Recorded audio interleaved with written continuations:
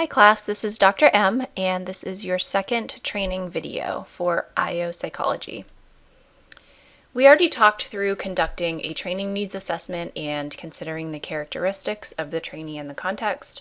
The next step is to choose and administer the training method. And there are many different methods of training available to choose from. We have on-the-job training, simulations, lecture, programmed instruction, behavioral modeling, diversity training, managerial training, onboarding, online training, and team training. On-the-job training involves putting the learner right into the job to learn how to do it. This has what we call high psychological and physical fidelity. So what do we mean by that, fidelity? That basically means that it's very realistic because you're doing the actual things that you would be doing on the job. So that realism translates to having better transfer of training.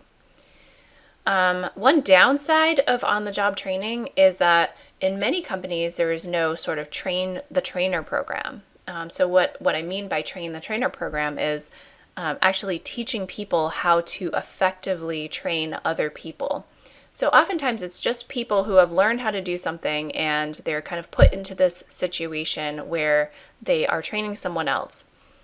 Just because they can do it doesn't mean they can necessarily train someone how to do it, so that can create some problems. But overall, this is an effective method of training because it has such high fidelity, meaning that realistic nature of it. Machine simulators involve creating a training environment that reflects the job situation as closely as possible. So in some environments, it may not be possible to actually do some kind of on-the-job training. So we create simulations in that case. For example, for airline pilots, an entire cockpit may be created to simulate the exact type of plane a pilot would be flying. In this case, debriefing or talking about the training after it happens and any kind of incidents that occur during the training is very important because it maximizes learning in this type of simulation context. So people would, in the debrief, talk about what happened in the training simulation, what he or she could have done better, and what they learned as a result of the training. Lectures are another type of training that you all are very familiar with at this point, and lectures can take many forms, and these range from one-way communication in which the learner has little chance for feedback, and this tends to not be effective for training behaviors or skills. So this might be okay for transferring knowledge, but if you want someone to learn actual behaviors or skills, then one-way communication is not necessarily the most effective method. Two-way communication is when the learner receives feedback and can ask questions, and this is more effective, especially when you're hoping to train for specific skills or behaviors. So online learning is in a lot of ways one-way communication, right? So you're listening to this video, you're not able to ask me questions during the video, and for that reason, I looked to implement ways to have two-way communication. So in addition to having the online materials, I do offer the one-day synchronous session, which is optional, but for those students who attend it, perhaps they feel that it's good in order to be able to ask questions and get feedback from me and get additional clarification if needed. Another method for getting two-way communication in this class in particular is through the office hours or through email. And so I think that, kind of talking about some of the challenges of online learning, I think one of them is that it places the responsibility for creating that two-way communication somewhat on the student. So you need to reach out if you do not attend the synchronous session to get that feedback and to ask those questions. Because, as the teacher, I don't know where you're struggling. So I think that in terms of learning from your online courses, really looking for ways to increase that two-way communication for professors, especially those that are able to and willing to do that, is going to be an effective method for you. Lectures can be useful and effective overall when disseminating or distributing facts and basic knowledge to a large number of learners. So that describes this course pretty well. It is comparatively inexpensive and a practical learning method. So companies will often use this type of training, especially in terms of like video training for things like fire safety or building evacuation. And in fact, as an employee of UNCC, I just completed trainings on both fire safety and building evacuation. And so that involved me looking at videos and answering a series of quiz questions about what to do if there is a fire or what to do when we need to evacuate the building. Programmed instruction involves the presentation of training material in modules, where after the module, the trainees must pass a quiz before continuing on to the next module. And some of you may have experienced classes like this in your online learning. Some advantages of programmed instruction are that learners can go at their own pace and they can do it at a time that works for them. Also, it can give feedback to the learners through getting questions correct or incorrect on quizzes. Some disadvantages of this type of instruction are that it can be costly to develop content, and some learners may prefer to interact with an actual trainer rather than a computer program or a booklet. And the content is variable, and the training is only as good as the training content and the quality of the quizzes. So for example, if the quizzes are really easy, or if cheating is very easy on the quizzes, then it may discourage students from actually learning the content. They may just ignore the content and only take the quizzes and not actually learn anything. Behavior modeling training is when learners observe or model a person performing the desired behavior, such as providing feedback to a low-performing employee. So in managerial circumstances, managers have to provide feedback to employees. And those conversations, when someone isn't performing well, that can be very difficult. So this is one example as to when you would use behavioral modeling training. It's typically used to train complex behaviorally complex skills, such as interpersonal skills or interpersonal interactions. Behavioral modeling training affects learning outcomes and, to a lesser extent, behavior on the job. Diversity training focuses on improving the functioning of diverse groups of employees. So diversity training is looking to improve awareness and affective outcomes like attitudes toward diverse individuals and motivation, skill-based outcomes including behaviors, cognitive outcomes including knowledge. So one example of a diversity training will be found in your activity for this week, and you will be asked to watch a video that I created along with my co-author, Dr. Enrica Ruggs, and we provide some information on disability in the workplace, and we seek to improve people's attitudes around those with disabilities, along with their knowledge about disabilities in the workplace, and ultimately their behaviors toward individuals with disabilities in the workplace. Managerial training methods are common, and there are many different types of these. They include, for instance, executive coaching, and this is a type of development. I wouldn't call this training, I would call it development, because it is one-on-one, and it's meant mostly to develop the employee into developing their skills and creating awareness for them, rather than training for a specific type of behavior to enact on the job. So like I said, executive coaching is one-on-one. It's typically done at the upper management levels, and the reason for that is it is expensive. So it requires having a coach that meets with that manager one-on-one over a series of different sessions, and typically it will start with a 360-degree feedback.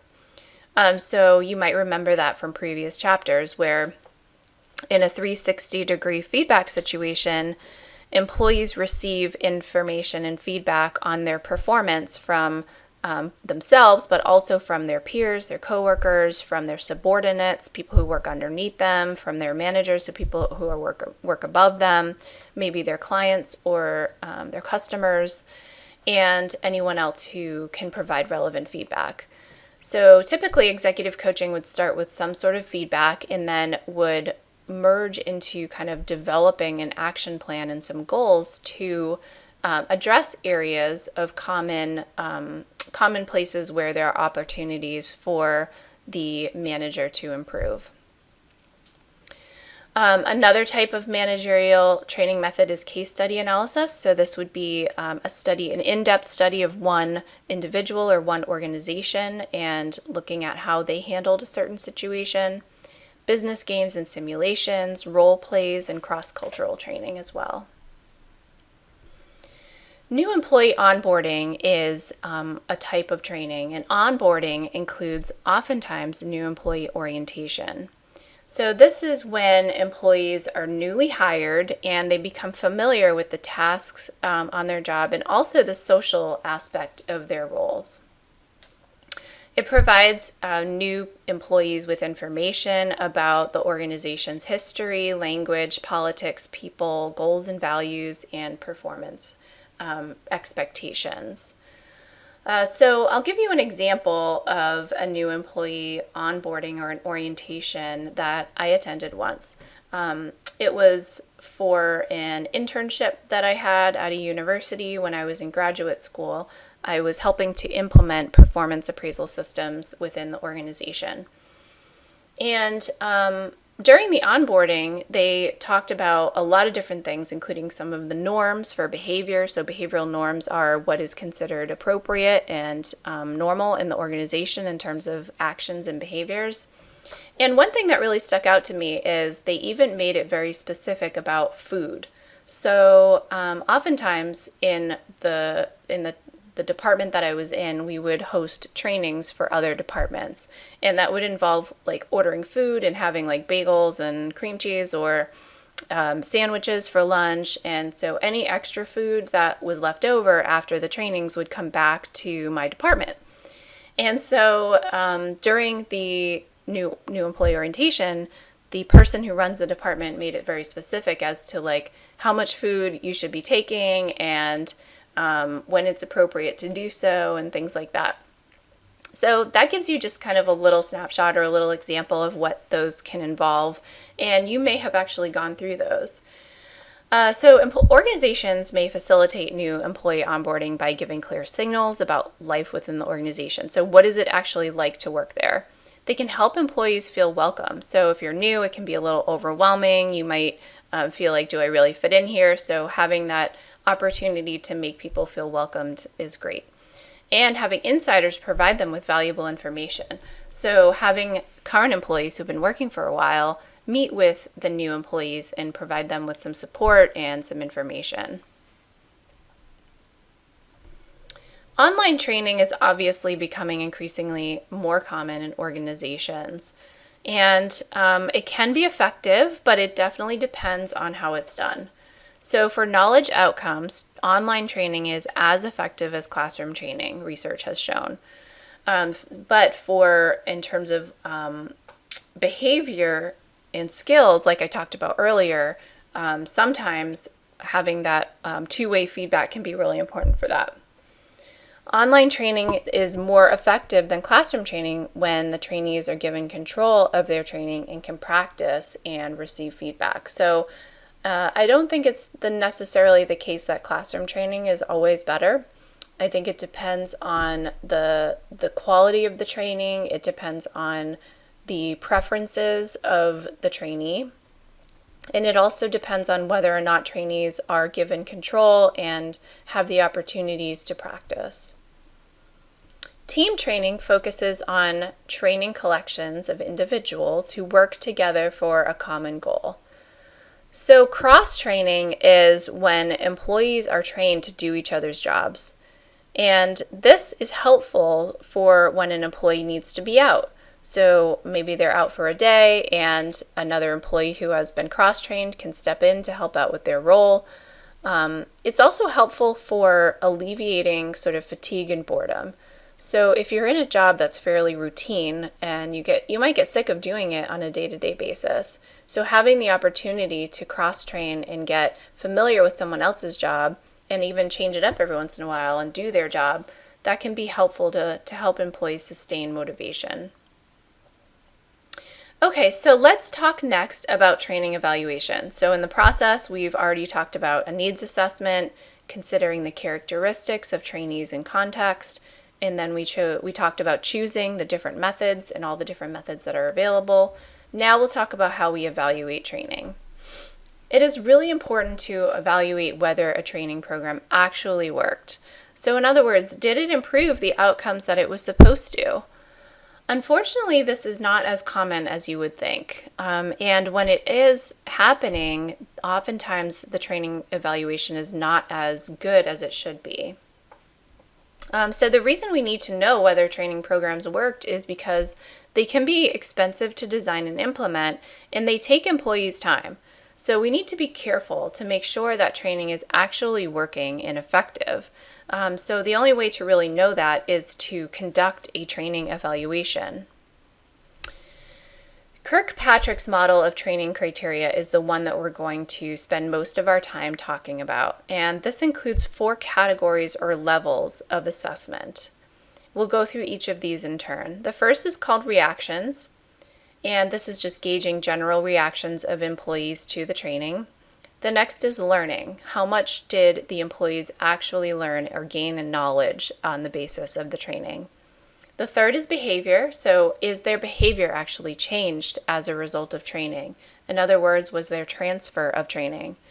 And the fourth is results. And this is referring to are there changes at the organization or the firm level in terms of how profitable the organization is, or how diverse the organization's employed workforce is.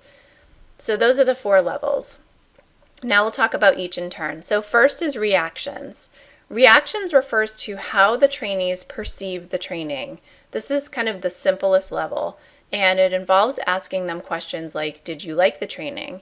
Do you think that you learned valuable information during this training? And the way that you would measure this is asking them questions like survey questions.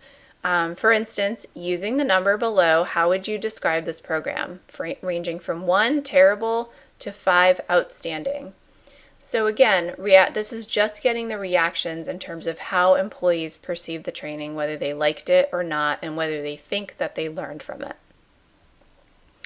Level 2 is a little bit stronger than level 1, and this is getting at whether the trainees actually learned the material. So how would you measure this? How would you know if trainees actually gained knowledge and learned things during the training?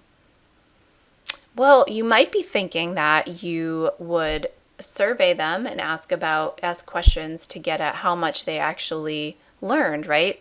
So, for example, in the fire safety training that I just talked about that I completed recently, I had to answer several questions, including questions about which type of fire extinguisher is used to put out which type of fire. So I had to answer those questions correctly to demonstrate that I actually learned the material. Now, an interesting point related to this level of learning is that trainees may actually know some of this stuff before the training starts. So it's actually considered a more rigorous or appropriate design for training evaluation when you're assessing learning to do a pre-test and a post-test. And I'll give you an example of this. So over the summer, I took an online course on how to deliver online courses. So that's a little confusing, but I took an online course through NC State where they taught professors how to teach online. Okay, so before I could start the online training, I completed a questionnaire, and that asked about several different things related to effective online teaching. So I answered those questions, and then after the training was over, I answered the same questions. So that would allow the people who were running the training to see whether or not I actually gained knowledge from the start of the training to the end of the training. And they wouldn't just look at my responses, but they would look at the responses of everyone who went through the training. And I know from the number of students who were in my training, I would say at least 50, probably more, and there were several different iterations of this training offered. They probably had hundreds of professors who took this training.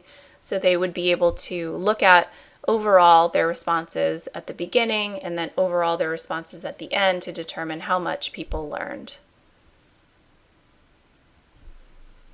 Level 3 of Kirkpatrick's training criteria are behaviors, and these are indicating whether the training actually led to changes in on-the-job behavior.